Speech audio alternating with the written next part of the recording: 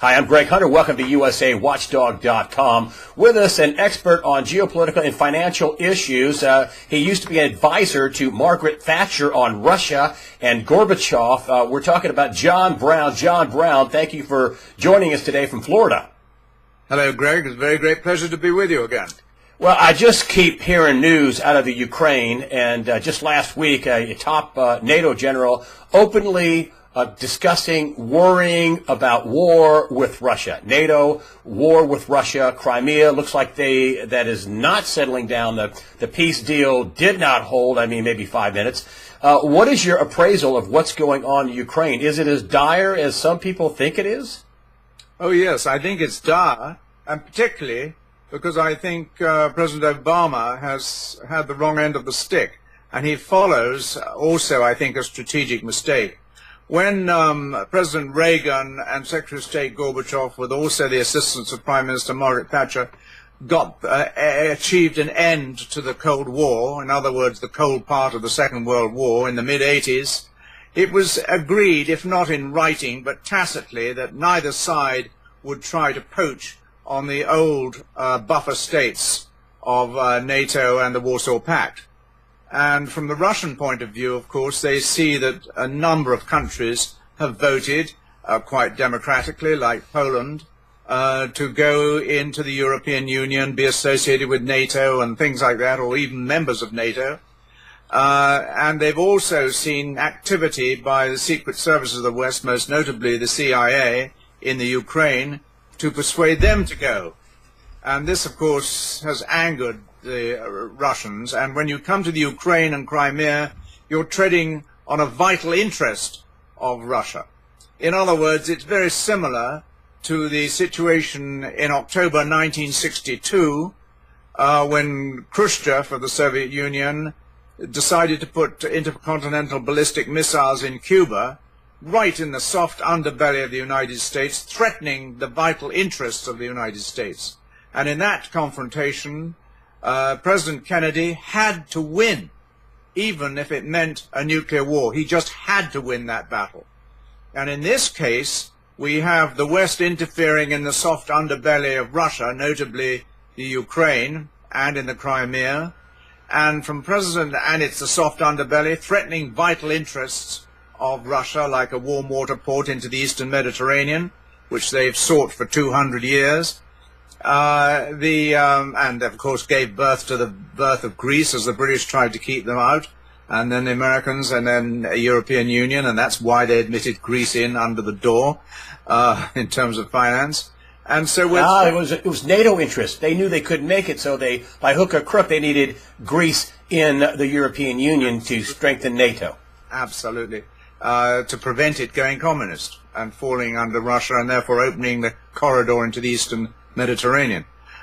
So we're threatening Russia's vital interests in the Ukraine and the Crimea, and we've got to realize that in terms of the Russian point of view, Putin, who enjoys something like 80% domestic support, has to win, even if it means going to war. Does that include nuclear war? Well, today, between major powers, all nuclear powers, that would very easily, a major war would very easily slip into a nuclear war. Very high risk. I'm not saying it would, but a very high risk if we started to lose. Russia has enormous ground forces and very up to date. Putin has updated the Russian armed forces tremendously. They have very sophisticated rocket weapons, local rocket weapons.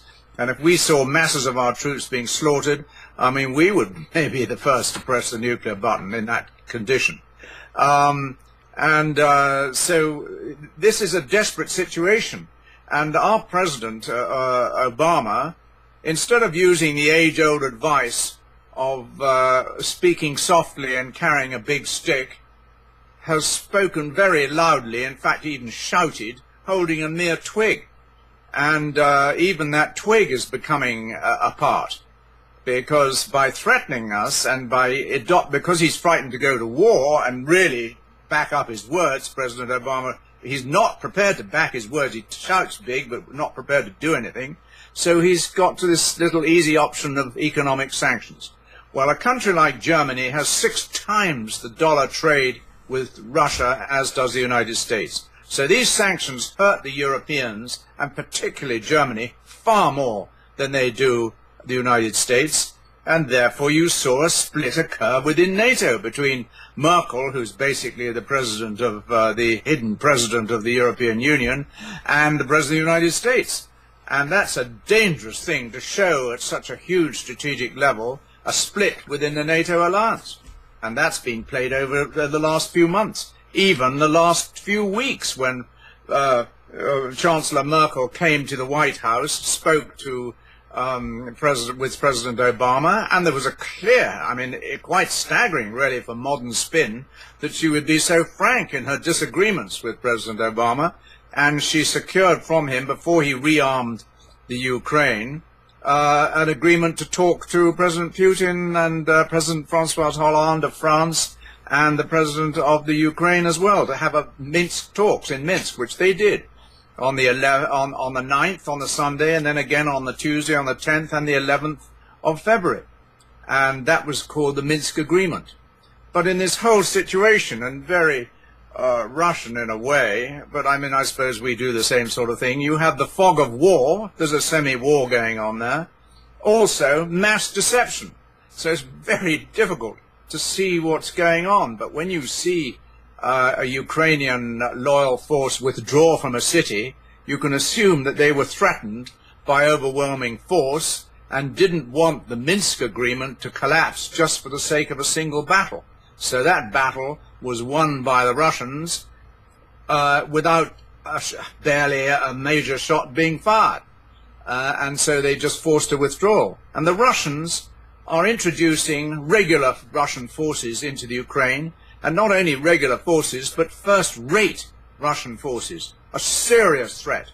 And of course it's terrified President Obama into merely playing, with sanctions, and then maybe, after a great deal of pressure, even from Americans, to arm the Ukrainians. But it all has a price. They say that there's a lot of, I don't know if this is disinformation or information, whatever, but for the longest time people said that Russia didn't really invade, and that they're lying about the overt invasion. Of course, then I had another guest on, Martin Armstrong, who said, well, they have their own version of Academy and Blackwater, and at the very least they're doing that. They're sending their mercenaries. But you're saying now that regular Russian troops are in Ukraine. How do you know that? Well, that's what I hear when I read. Largely on internet sources, and it seems to me to be correct. When I look at these soldiers, they don't look rack and tag sort of conscripts and rack and tag people dressed up in Russian uniforms. Their uniforms tend to fit. They carry themselves, when you see them on Western television, extremely well, like trained soldiers. And having been a soldier myself for 10 years, one can sort of recognize the difference between a first-rate soldier and a third-rate soldier, even by their bearing and their alertness. What do you make of this big NATO general openly worrying about war? Is that just some sort of PR stunt, or is he really worried about a wider war being touched off in Europe, and at least Eastern Europe? Well, I think at the present stage you have two sources, really, of pressure: the diplomatic pressure, the diplomatic route, and the military route. And on a general at such a senior level is treading between the two. And I've no doubt that he has a political motive, and he's probably been ordered to issue this statement by his defense secretaries or even heads of government. And I think it is a political statement to try and warn NATO to start doing something, because they want to get their forces, they don't want to go to war. And this is trying to motivate them to go to war, rather like Winston Churchill was doing in the late 30s in Britain and in Europe. But at the same time, it's real, as Winston Churchill was in the 1930s. It was a real threat. And you have a real threat now, not to running over the whole of Europe. I don't see that, but certainly for getting the Ukraine. And if he gets the Ukraine, down the road, a lot of the countries that we've now got into our fold will be threatened. And one feels very sorry for them, countries like Poland that have had a heroic move from the Soviet bloc, and an equally heroic financial and economic move to free market capitalism, and have been hugely successful. And they're threatened. Do you think that Putin will not stop in eastern Ukraine? You think he'll try to ultimately take over Ukraine, period? I've met Putin very briefly.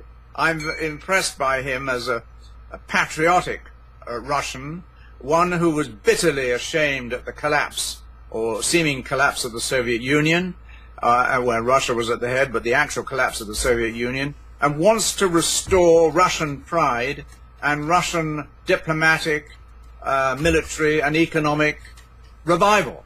I think he's a devout Christian, and sees the Russian Orthodox Church as one of the political means by which he can reassert Russian influence, as you see Christianity failing in Western Europe. And so I see him as, religiously motivated, and of course Ukraine and Crimea have religious connotations. That was the original spread from the Church of Rome into Orthodox Russian Church.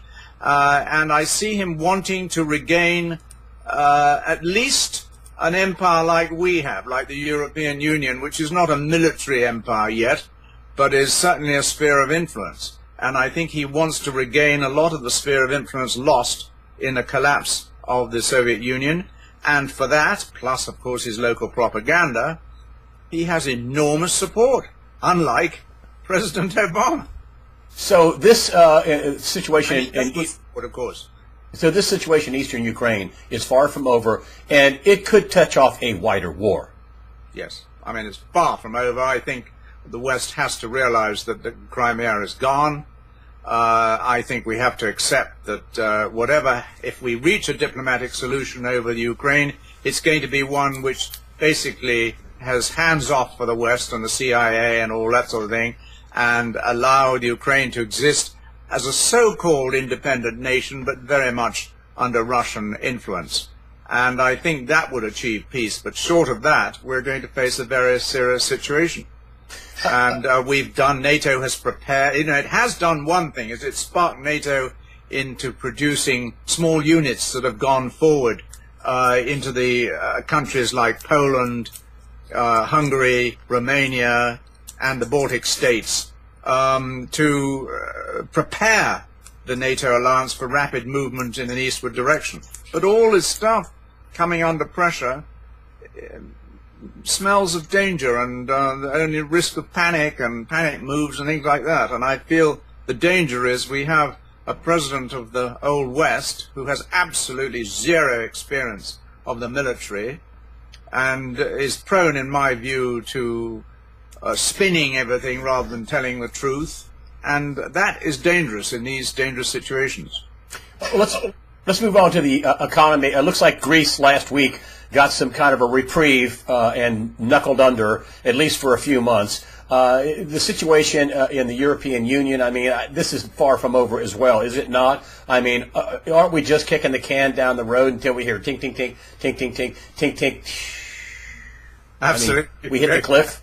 Absolutely, the can's being kicked down the road, but it isn't quite the same sound in the tin as before.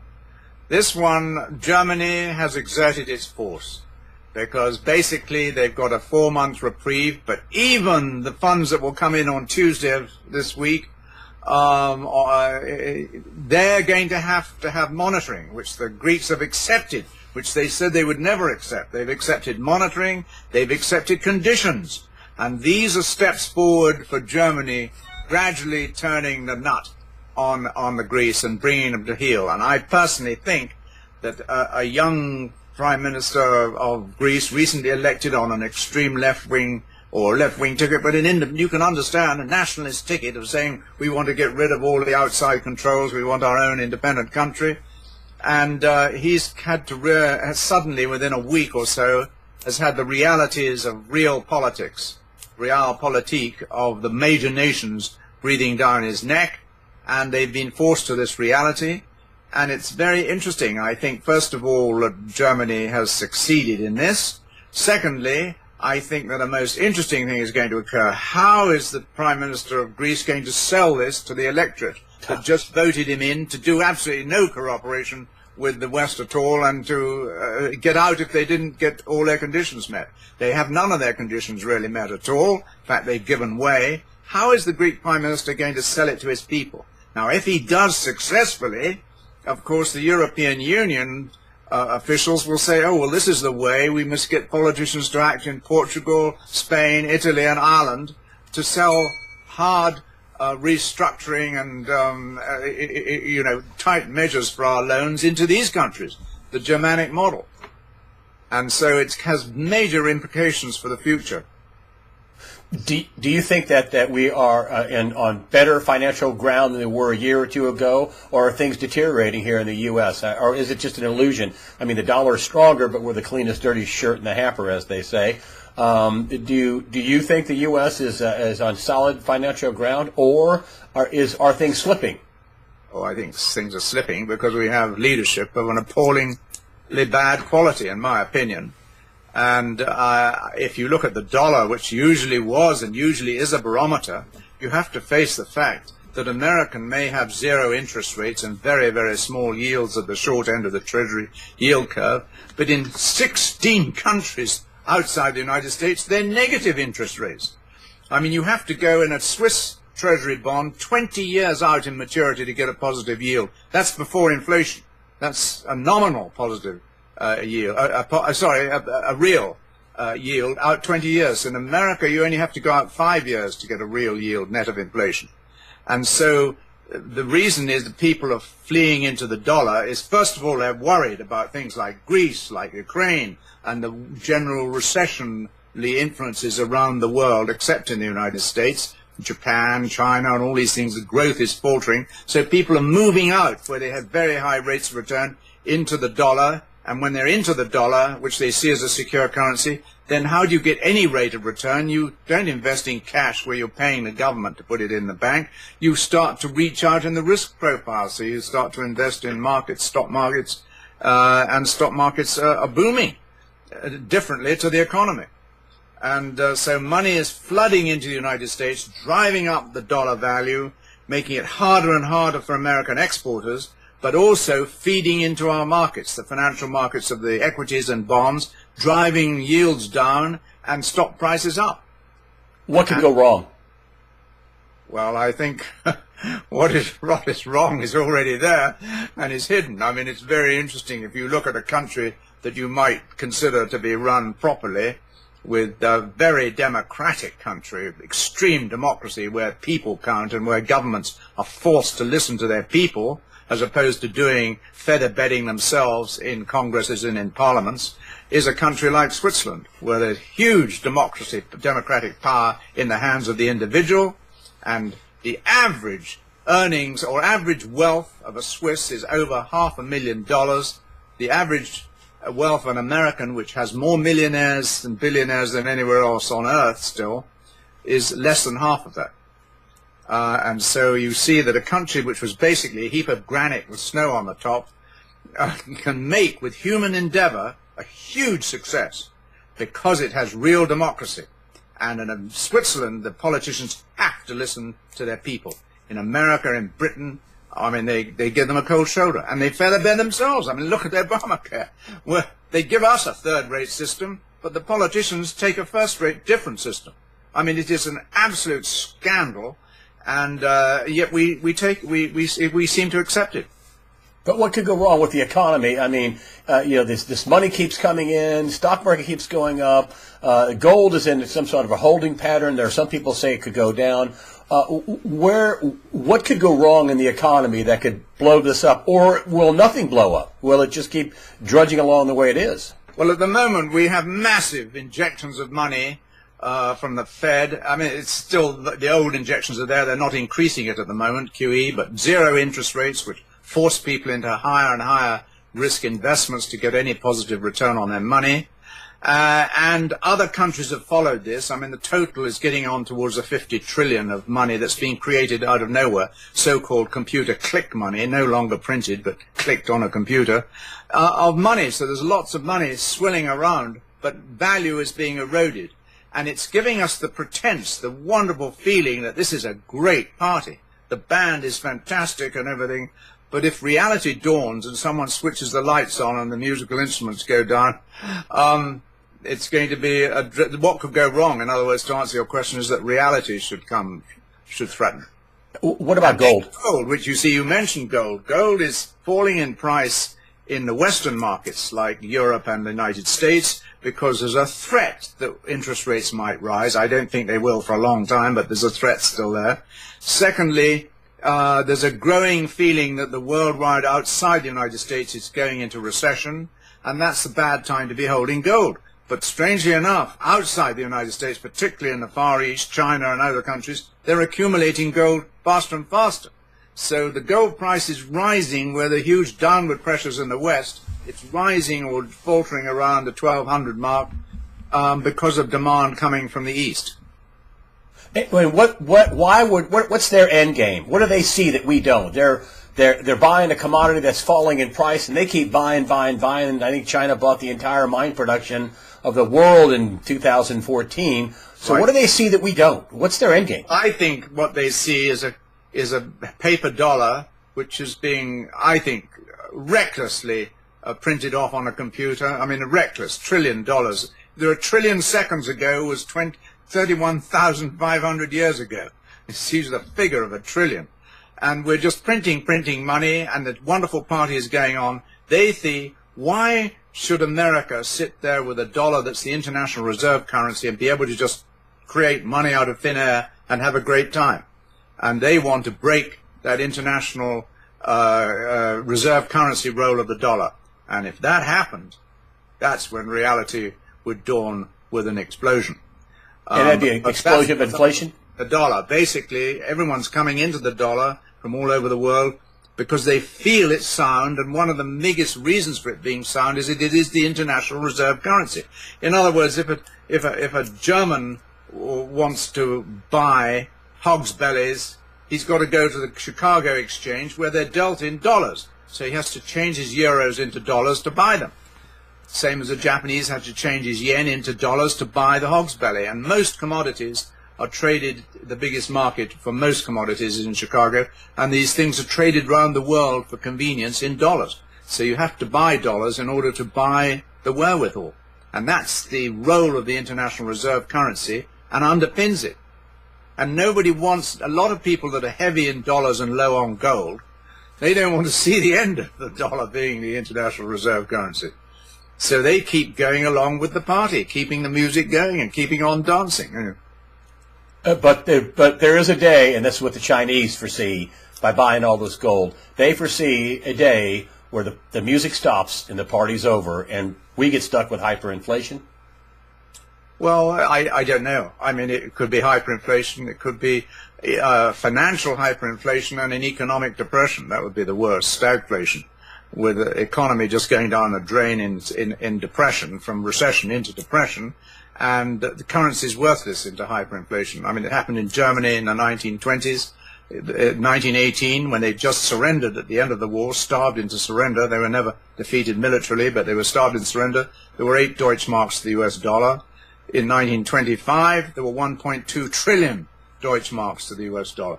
So you can see when a currency goes, it goes really bad. And I think China and these countries say, why should we be kicked around basically by someone who's just able to print money, whereas we have to earn it with the sweat of our brow? And it's got to come to an end. There's got to be some reality. And when do you think that might happen?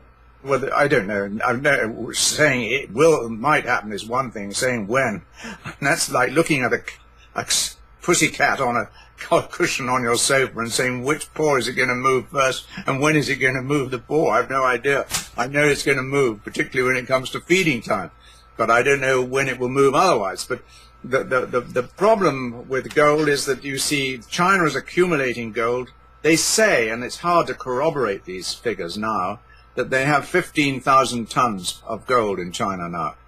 Well, the largest holder officially is the United States with 8,300 tons. Metric tons. And the big question is how has China been able to accumulate this huge amount of gold without driving the price to $5,000, $10,000 an ounce? And the feeling, and again, it's very hard in the mercurial world of gold to come with hard facts, is that Western central banks have been pushing the gold out to China, not actually transporting it, but in a place like Fort Knox or the Bank of England, saying, right, this pile of gold here no longer has US on it, it now has China on it as a nameplate. So the big question is, of the 8,300 tonnes of gold in Fort Knox and the New York Fed, how much of it is still owned by the United States? John Browne, thank you so much for coming on and telling us about the Ukraine situation, Greece, the general economy, and gold. John Browne, thank you for coming on today on USAWatchdog.com. Thank you, Greg. I just wish it was more cheerful.